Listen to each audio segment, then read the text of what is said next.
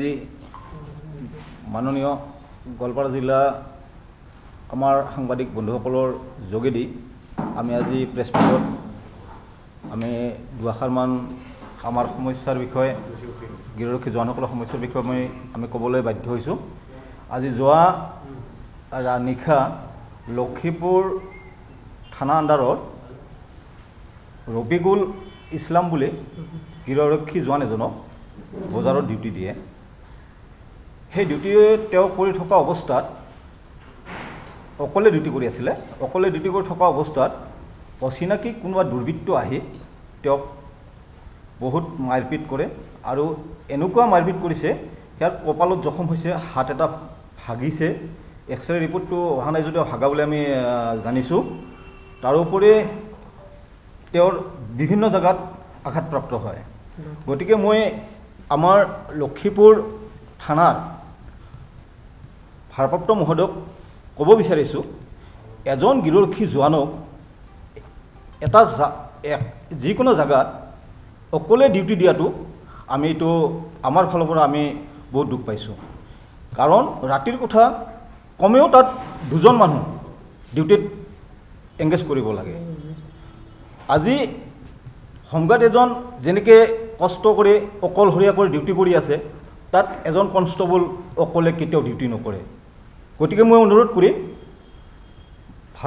ভাৰপ্ৰাপ্ত মহোদয়, তেওঁ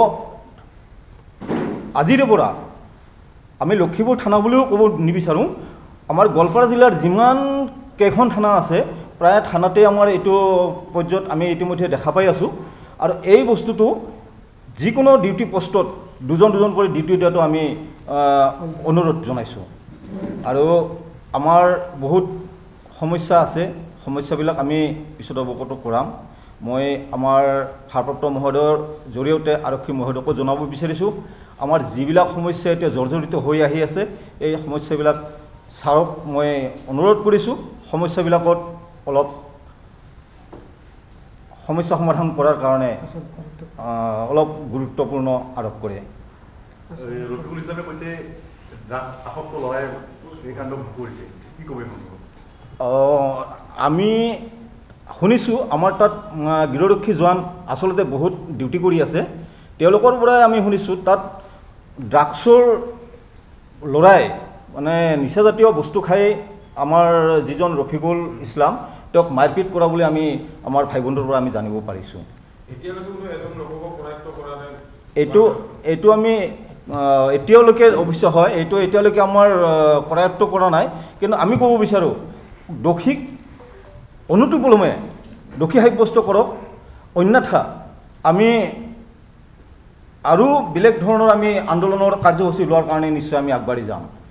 দোষীক আজিকালিৰ ভিতৰত যদি দোষী সাব্যস্ত নকৰে আমি তেতিয়াহ'লে আৰু আন্দোলনৰ কাৰ্যসূচী গঢ়ি তুলিম।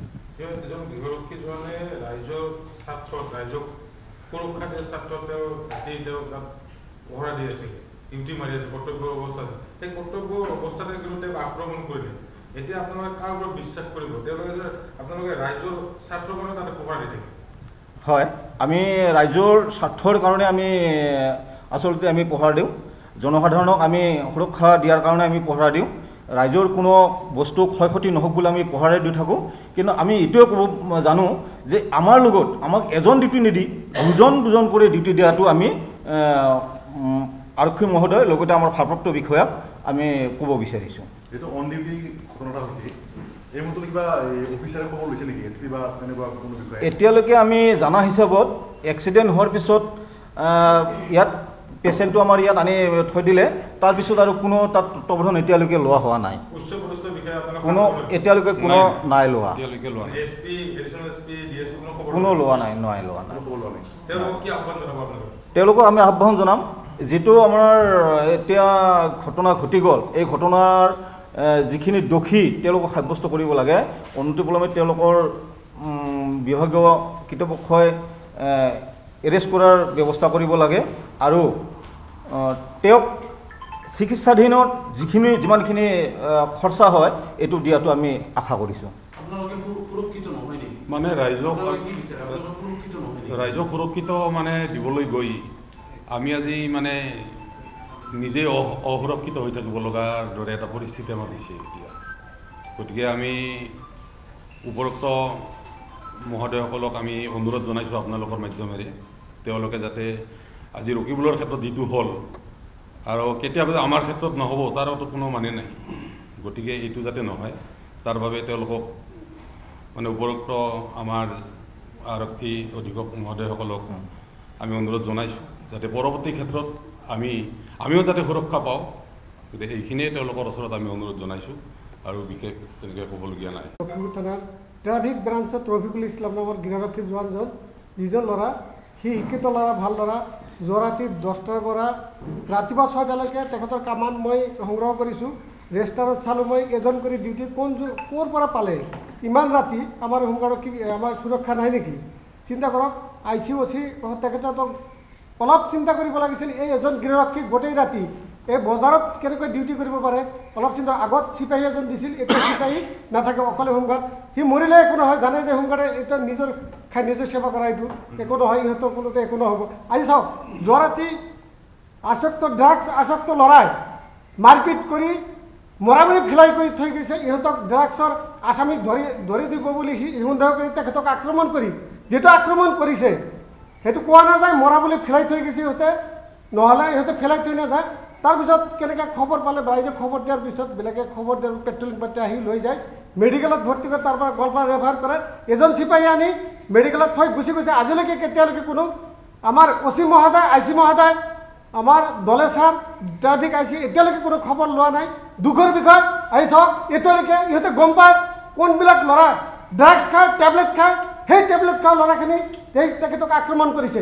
তেখেতে নিশ্চয় অলপ হ'লেও গম পায়। তেখেতে এতিয়ালৈকে কোনো এজন যে দুখীক কৰাক্ত কাৰণে মই বহুত দুখ পাইছোঁ আজি। চিন্তা কৰক, এতিয়া আমাৰ মাননীয় OC মহোদয়ক মই এইটো অনুৰোধ জনাইছোঁ, আজিকালিৰ ভিতৰত যদি দুখীক কৰাক্ত নকৰে তেনেহ'লে আমি বৃহৎ আন্দোলন গঢ়ি তোলাৰ কাৰণে বাধ্য। গোৱালপাৰা জিলা সন্থাই আমি অহা 2 দিনৰ ভিতৰত 3 দিনৰ ভিতৰত আমি আন্দোলন কৰাৰ কাৰণে বাধ্য হ'ম। এই চাওক, এই ল'ৰাটো কোনো ডিছক্ৰেডিট নাই। আজি যিমান দিন ধৰি গৃহৰক্ষী জোৱান সি কৰ্তব্য কৰি আছে, আজি 9 মাহ পিছত ডিউটি কৰি আছে। তেখেতৰ কোনো নিশা জাতীয় বস্তু হবন নকৰে, ভাল চিনচিয়াৰ ল'ৰা। তেখেতক চাওক, আজি যিটো যেনেকৈ ধৰণে প্ৰহাৰ কৰিছে, আজি তেখেতক ৰফিকুলক প্ৰহাৰ কৰিছে, পুৰোহিতৰে আমাক মাৰিব, তেখেতক বেলেগক মাৰিব, এনেকৈ সুবিধা পায়ে থাকিব।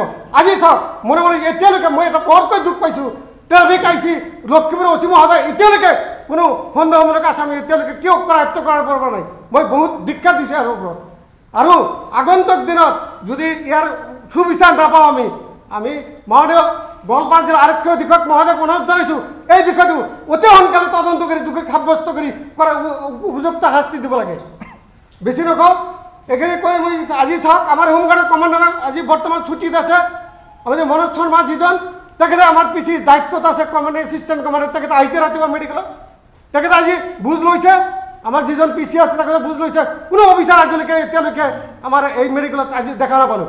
মই ৰাতিপুৱাৰ পৰা তাতে মেডিকেলত তেখেতক মই সাক্ষাৎ কৰিছোঁ। আহি চাওক, ৰাতি ট্ৰিটমেণ্ট লৈছে, যদি ৰাতিপুৱা তেখেতে এইটো ছিঙি গৈছে আৰু ৰাতিপুৱা মই ডাক্তৰক কৈ আৰু চিলাই দিয়া হৈছে।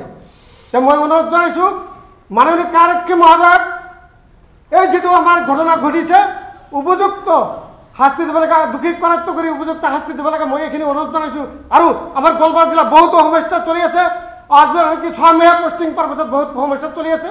সেইটো পিছত পৰৱৰ্তীত আমি ষ্টেপ ল'ম সন্থাই। এইখিনি কৈ মাজি বক্তব্য সামৰি দিছোঁ।